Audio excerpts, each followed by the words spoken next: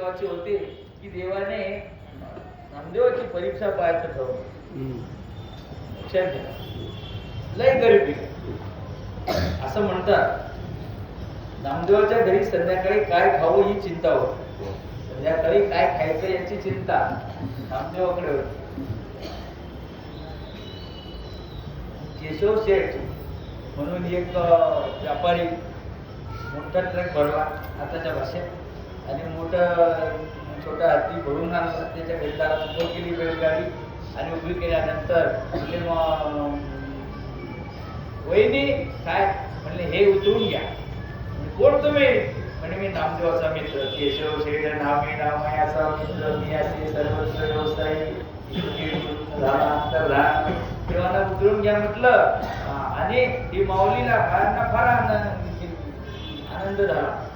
भांडे कुंडे सगळं तूप रवा पीठ तूप सगळं तेल उतरवून घेतलं आणि घेतल्यानंतर घरामध्ये स्वयंपाकाचा घमघमाट. नामदेव महाराज आले 11 वाजता.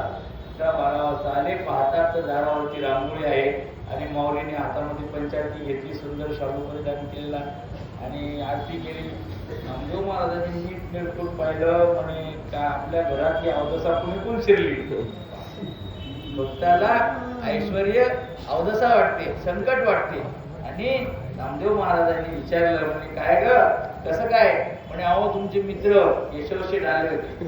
आणि केशव म्हणला बरोबर यांना बसलं म्हणे दुसऱ्या तिसरा कोण नाही हाच बाबा आहे आपला विटेवर उभा असलेला.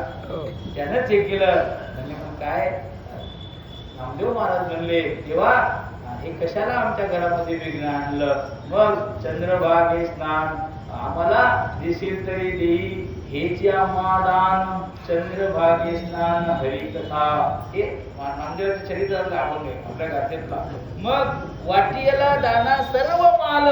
नामदेव महाराजांनी सगळे गोरगरीब ब्राह्मण सगळ्यांना बोलावलं आणि घरात एक दाना सुद्धा ठेवला नाही. हे सगळं कशाचं सांगतो की भक्तांचा मोह चित्त संसारात व संसारातल्या विषयावर नसते. प्रपंचामध्ये असलेल्या भोगावर त्यांचं लक्ष नसते तर त्यांचं लक्ष देवावर असते. म्हणून नामदेव महाराज देवाला किती आळवत होते. नामदेवाच्या चित्तात किती देवाबद्दल प्रीती होती. बरं मग खरंच गरीब होते का नामदेव महाराज? गरीब नव्हते. काय झालं नामदेवाच्या घरी एक दिवस परिसा भागवताची बायको आली. धुणं धुता त्या दोघी म्हणल्या का ग म्हणले काय कशी तब्येत झाली काय म्हणजे बाई आमची खायची मला माझा नवरा रुक्मिणीचा भक्त आहे. म्हणले मग त्या रुक्मिणीच्या प्रसादानं माझ्या पित्याला नवऱ्याला परीस भेटले. त्याचं नावच परिसा भागवत. त्या परिसा भागवतानं परीस आणला होता. मग बायांचं ज्यांचं प्रेम असलं ते एकमेकीला द्यायच्या. तो परिसाचं तिनं घरी जाऊन लोखंड हे करायचं आणि सोनं करून घ्यायचं आणि परीस परत द्यायचा. या बाबाच्या घरी खिळा सुद्धा नव्हता. तिनं परीसीला दिला, राधाईला परीस दिला म्हणले सोनं करून घे. पण परिसाचं लोखंड सोनं करण्याकरिता लोखंड पाहिजे. हे लोखंड सुद्धा याच्या घरी नव्हतं नामदेवाच्या घरी. एवढी गरिबी होती नामदेव महाराजांची. मग तिनं इकडून तिकडून लोखंड जमा केलं आणि त्या लोखंडाचं सोनं केलं. पुन्हा ते सोनं विकून पुन्हा ऐश्वर्य दाखवलं. पण नामदेव महाराजांनी पाहिलं आणि म्हणले काय काय असं नाटक आण तो परीस इकडे. ते सोनं तो वाटून दिलं तो परीस घेतला आणि नदीत फेकून दिला. नामदेवाचा तो परीस नामदेवाने नदीत फेकल्यानंतर एक दिवस झाला 2 दिवस झाले. मग ती भागवताची बायको म्हणली का ग राजे राधाईला म्हणली ती परीस दे ना माझा नवरा मागतो ना मी त्याला काय सांगू. बाई असं झालं आणि यांनी तुला माहिती ते तिला पटलं यानं फेकलं म्हणून त्याला कसं पटल मी काय सांगू. ती गोष्ट फुटली. तिनं तिला विचारलं ते परीस आण बरं. म्हणे अहो ते नामदेवाच्या घरी दिला म्हणे एक दिवस ते तिच्या नामानं देवा फेकून झाली. आला तो भागवत नामदेव महाराजांना भांडू लागला. नामदेवाला भांडू लागला. जातीमध्ये आहे आपल्या, वाचून घ्या. म्हणे भागवता, मग तो भागवत नामदेवाला भांडू लागला आहे. विकार सोडा तुम्ही आणि काळ्या विड्याच्या नादी लागले.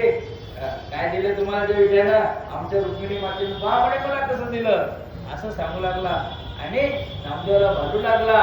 नामदेव महाराजांना देवाला तसं म्हटल्यामुळं म्हणे असं भागवता चल तुझा परिस्थिती येतो म्हणले. चंद्रभागेत उतरले आणि उतरल्यानंतर पाण्यामध्ये बुडी मारली. आणि पाण्यामध्ये बुडी मारल्यानंतर हातामध्ये असे खडे आणले वाळूचे आणि म्हणे म्हणे भागवता घे या मधील तुझा जो असेल आणि मस्तची, जो तुझा असेल तो घे बरं. त्यानं सोबत खेळ आणलं. 5-6 खेळ आणले होते की बा खरं खोटं परीस आणि दगडात फरक नसतो. दोन्ही दिसायला सारखेच असतात, दगड आणि परीस. नामे देईल म्हणे तसाच काढून एखादा दगड. आपण काय करावं म्हणून त्याने खिळे आणले आणि जो दगडाला लावला, अरे सोनं झालं, हा घेऊ का? दुसऱ्या दगडाला लावला, दुसऱ्या खिळ्याचं सोनं झालं. सगळ्या दगडाला खिळे लावले, सगळ्या खिळ्याचं सोनं झालं. नीट ऐका, ज्याच्या हातातला दगड परीस होतो तो काय गरीब असेल महाराज? नामदेव महाराज गरीब नव्हते, पण नामदेव महाराजांचं लक्ष त्या सोन्यात नव्हतं, नामदेवाचं लक्ष देवात होतं. अशी भक्ती नामदेवांनी केली म्हणून नामदेवाचं देव त्या ठिकाणी ऐकत होता. योगार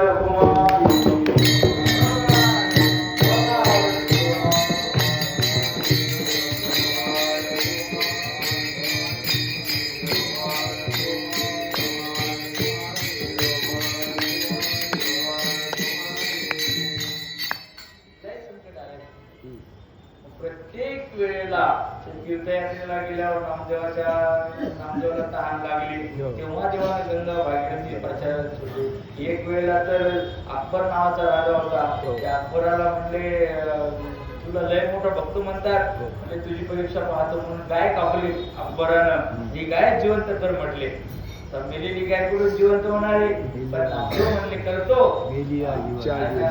म्हटल्यानंतर नामदेवाला धावा आरंभला. देवाचा देव धावून आले आणि कापले ते शिर हाते जोडी शारंदर प्राण शरीर घातला सर्वांग तो संतरला. गाय उभी राही नवल जाय जगी पाये चमत्कारला यवन म्हणिदास भगवान. मग अशी भक्ती नामदेवाची होती म्हणून बाबू म्हणतात भाव भक्ती बळे आळवू विठ्ठल. देव आळवल्या जातो, भक्तीनं आकळल्या जातो आणि आपण सुद्धा त्या भक्तीनं देवाला आळवू. त्या योगानं काय होईल? अभंगाच्या पहिल्या चरणामध्ये बाबा सांगतात की या भव नदीचं पाणी आता संसार नदीतून तुमचं तरण घडेल. अभाव भक्ती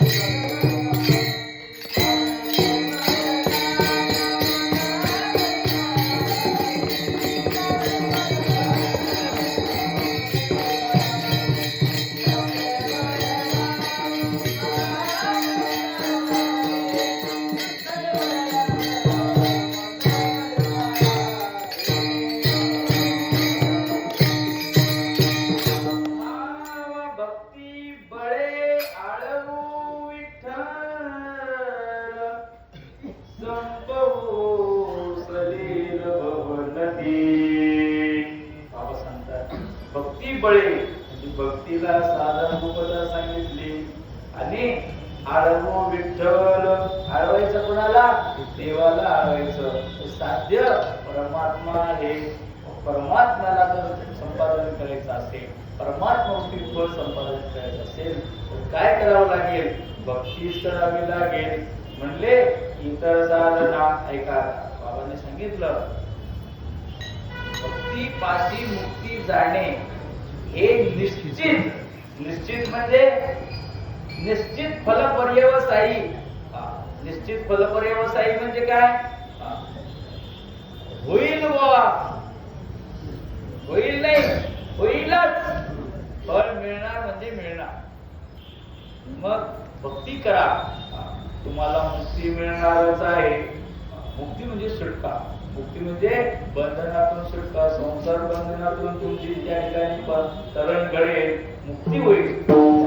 शिनली साधने परतली मागे, नवेची श्रीरंगी सरकिती. इतर साधनांच्या जर तुम्ही खटपटा केल्या तर काय होते? नाना साधनाच्या याची यात न भवती दारवंटा, तुझी याची माग.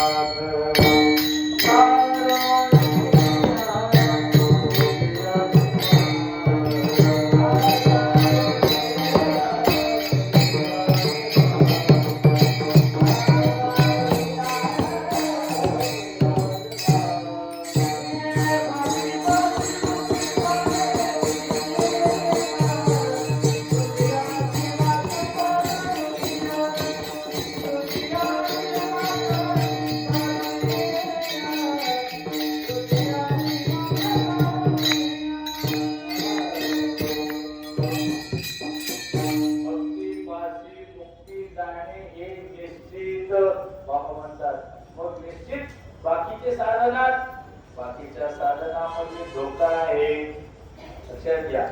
ज्ञानाचा, ध्यानाचा, जपाचा, तपाचा अंगीकार करायला जर लागला तर त्यामध्ये धोका आहे. करिता काम, करिता तपे काम क्रोध नित्य ज्ञानी अभिमान वाढती. ज्ञानाच्या मागे लागला तर अभिमान मागे लागतो. लक्षात घ्या. कर्माच्या मागे लागला मग ज्ञानेश्वरीचं सांगायचंच राहिलं. काही लोक तपोदुर्गाच्या नादी लागले. आहे सगळं गोव्यामध्ये आहे ते सांगत होतो, पण मी गेलो बाहेर. तप करायला लागले. मग तप करायला जर लागला म्हणले तर तपामध्ये माणसाला सिद्धी प्राप्त होते. आणि सिद्धी प्राप्त झाली की माणसाला वाटते हा ही काय कमी आहे. लक्षात घ्या. एका महाराजानं तप केलं आणि तप केल्यानंतर कोणाचं तपात अग्नीहून चालतात. काही महाराज लोक अग्नीहून चालतात, काही पाण्याहून चालतात, काही जण पाण्यावरून चालतात. आता खरा विचार असा आहे, पाण्यावर चालण्यासाठी 12 वर्ष तप केलं आणि पाण्यावर चालला. आणि स्वामी विवेकानंदांनी तसंच करून गेले. नौकेत बसले आणि पलीकडच्या काठावर काय माणूस अरे मी बघ पाण्यावर चाललो. स्वामी विवेकानंद हजर जबाबी होते. महाराज स्वामी विवेकानंद म्हणले, महाराज तुम्ही पाण्यावर चालण्याकरता 12 वर्षे खटपट केली, 12 वर्षाचा वेळ गमावला आणि नंतर पाण्यावर चालायची सिद्धी प्राप्त झाली. म्हणजे मी फक्त 1 रुपयातच त्या नौकेवाल्याला 1 रुपया दिला, 10 रुपये दिले. आताच्या काळात 10 रुपयात नौका तरुण आलो, नदी तरुण आलो. बाकी 12 वर्षाचा वेळ मी ध्यान देवाची प्राप्ती करून घेतली ना, तुम्हाला एकच सिद्धी प्राप्त झाली. लक्षात घ्या. माणसं तप करण्यामध्ये भुलतात, पण तपात काय होते? करिता तपे काम क्रोध खवळती. त्यानं तप केलं आणि तप केल्यानंतर त्याला सिद्धी प्राप्त झाली. सिद्धी प्राप्त झाली आणि ती झाली कसं ओळखायचं? मग एका घारीनं त्याच्या अंगावर ध्यान केलं. पाखरानं वर झाडावर वर पाहिलं, कोणी घाण केली आपल्या अंगावर. जसं वरती पाहिलं तसं त्याच्या नजरेच्या शक्तीनं ती घारच जळून गेली. हा आता आली मध्ये सिद्धी आपल्या. जसा उठला जरा गेला गावात माधुकरी अलग निरंजन असं त्यानं गावात आलं ठोकलं. अलग निरंजन म्हटल्यानंतर ते माऊलीनं काही लवकर आणलंच नाही. ती माऊली घरामध्ये मालकाची सेवा करू लागली. ती पतिव्रता मालकाची सेवा करू लागली. तिने यायला वेळ लागला. तिने ते त्यांना पाणी दिलं असेल काय दिलं असेल मालकाला. ते झाल्यानंतर तिने आणलं पीठ आणलं हे आणि ते घ्यायचं ना मग चुपचाप. ते म्हणले कौशेर एवढा वेळ असतो का? ती बाई म्हणली महाराज मी काही ती घर नाही झाल्यावरची. अरे तुला कोणी सांगितलं? ते बाकीचं जागेवर तुला कोणी सांगितलं का हे? लक्षात घ्या. ती म्हणजे महाराज मला सांगायचं काय काम आहे? म्हणले का मी पतीची सेवा करत होती पण माझ्या पतिव्रतेच्या सामर्थ्याने मला सगळं काही ज्ञात आहे. लक्षात घ्या. याने घारीकडे पाहून ती सगळी सिद्धी गमावली. लक्षात घ्या. करिता तपे काम क्रोध खवळती हाच त्याचा अर्थ आहे. तप केलं की माणसाला अशा प्रकारे काम क्रोध त्रास देतात. म्हणून भावतात तपाच्या नादी लागू नको. पुढे सांगितलं तपोदुर्गामध्ये जे गेले ते असे काम क्रोधाच्या आडी गेले. म्हणजे कर्मामध्ये गुंतले. त्या कर्माचं असं आहे की जर कर्म झालं तर घडे सांग. रामदास स्वामी म्हणतात कर्म केलं पण ते पूर्ण होईलच असं नाही. काही ना काहीतरी त्याच्यामध्ये कमी राहतेच. कर्माचा हा दोष आहे बर का महाराज. कर्माचा दोष आहे की कर्म होण्या अंगाच नाही. काही ना काही कमी राहते त्यामध्ये आणि ते कर्म सफळ होत नाही. कर्म धर्म घडे सांग तरी ते पदरी पडेना रामदास स्वामी म्हणतात. मग कर्म पूर्ण होण्याकरता किती प्रयास करा तुम्ही. काय राजा म्हणजे सगळं चांगलं होतं पण इकोच नव्हता साऊंडला. म्हणजे सगळं आवाज येत नव्हता का? आवाज येते पण काही ना काही कमी असते. लक्षात घ्या तुमच्या. मग कर्माचा हा दोष आहे. कर्मामध्ये कितीही जीव तोडून केलं तरी ते पूर्णता त्याच्या अंगी नाही. अपूर्णताच आहे. जो पूर्ण होतो त्याचं नाव परमार्थ आणि जे अपूर्ण आहे त्याचं नाव आहे संसार.